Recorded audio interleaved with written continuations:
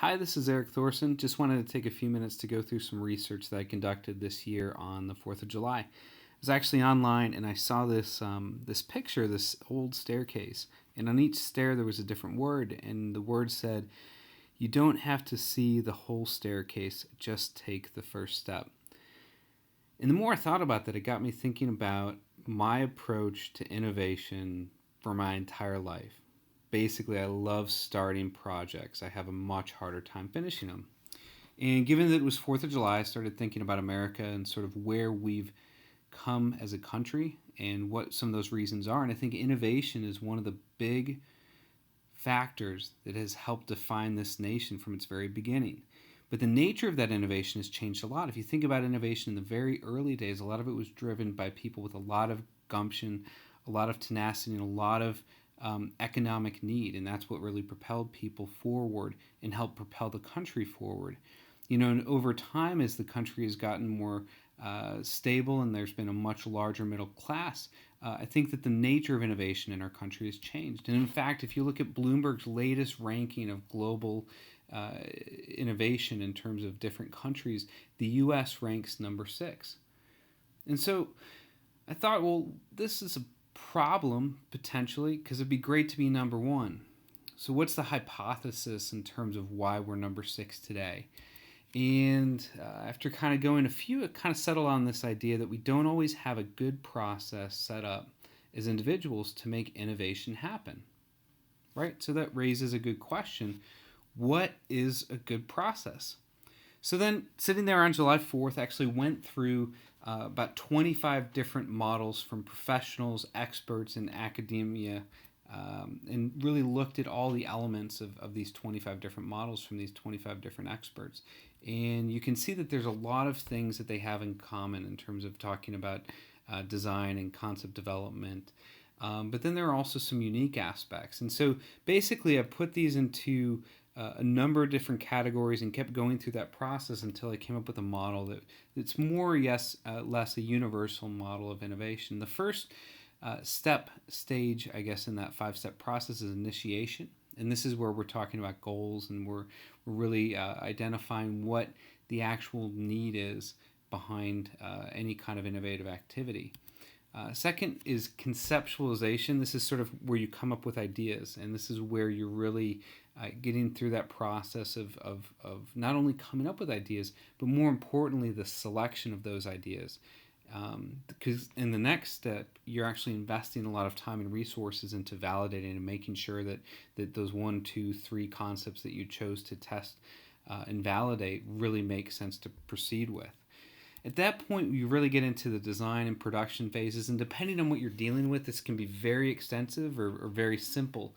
And then finally, release. And this was what was interesting, is that a lot of the design models, even among the experts, stop at this point, and they don't necessarily talk about the launch or the marketing of a product or service or whatever it is.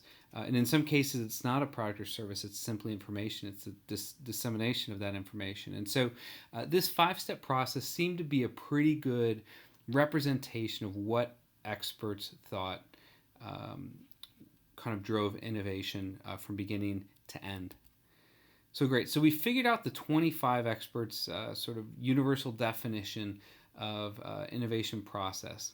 The question then was, what about you and me? What about everyday people? How do we think about the process by which we go and innovate? Now, there's that saying that, to hammer everything's a nail. And so that's sort of the way I operate too. And I do a lot of research with consumers and the trade. And so I thought it'd be fun to do a little survey on the 4th of July. What else are you going to do? And so talk to a real small sample, but still enough to give us some sense of prioritization. 100 just people off the street, and ask them the following question. In 4 or 5 steps, what process would you recommend to create an innovative new product or service? And what was really cool is that I got some really great answers back, and they started to come in. And you realize that people had very different ideas about what it takes to create innovation, to create something new. And so we did the math. When I say we, I did the math and really just sort of added it all up. And then I took all of those responses that we got from folks and I put them into the buckets, those 5 buckets that we came up with from the experts. And it turns out the findings are pretty interesting. You can see that most folks identified that initiation phase where you're identifying a need, and then the conceptualization phase. Almost 3 out of 4 folks, people who participated, said, yeah, this is part of that process. But then if you look at the validation, the design and production phase, and the release phase, that's not something we focus on as much. This is pretty cool because we actually learned something out of this little experiment here on July 4th. And the question is, what did we learn? Well, in this process, I came across this quote from Elon Musk just about how it's possible for ordinary people to choose to be extraordinary. And I think that that's one of the reasons why we innovate. That's at the very core of why we innovate. The thing is we overlook this idea of a team. If you think about those 5 steps, a lot of us aren't really equipped mentally or through training to accomplish all 5 of those steps on our own. We get too caught up in the dream. And so it's really important that we move from the dream and start to think about the team as we innovate, and we start to think about the actual mechanics of what it needs, what it takes to actually be innovative in our daily lives and create the future. Because when you think about it, the future is really all about what's next. So thanks for listening. That's my July 4th project. We'll see you next time.